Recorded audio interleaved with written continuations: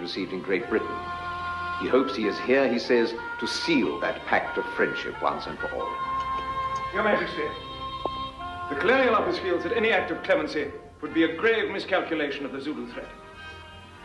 Ma'am, gentlemen, we're not merely concerned here today with a dispute over territorial borders or the revendications of a defeated king. We are called upon to defend Africa.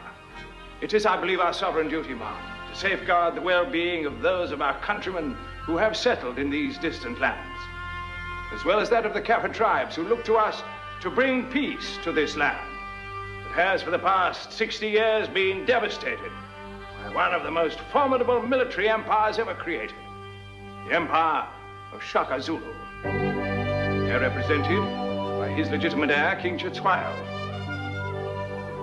Professor Bramston. Shaka Zulu, Your Majesty.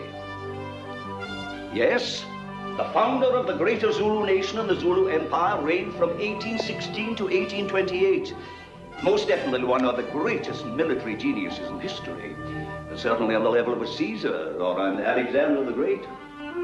Imagine, if you will, the prodigious feat accomplished by this 19th century African Achilles, Shaka Zulu. In less than 12 years, he transformed a handful of idyllic, relatively harmless herdsmen, who were by nature reluctant to engage in any form of warfare, into a Spartan army of over 80,000 highly trained, ruthless warriors, extending his influence over most of Southeast Africa. An empire compatible in extension and might to that of Napoleon, and in treachery to that of Genghis Khan. Your Majesty, gentlemen, the war machine created by Shaka Zulu was so monolithic, it has survived his death by almost half a century. Yes, the crown has now defeated it, but that defeat is purely temporary. It can and will rise again and again if we do not stop it once and for all. And why?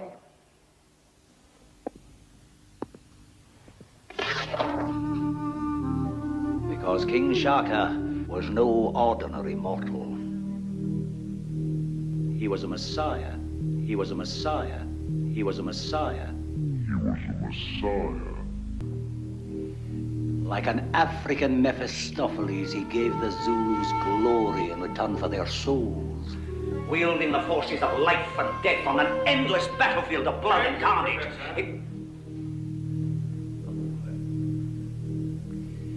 Your Majesty. Mom. So listen to the resolution that's offered, because this is the same resolution for today. The threat is real, and the decision before us clear.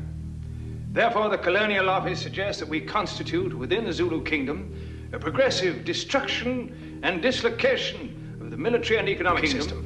A progressive destruction and dislocation of the military and economic system.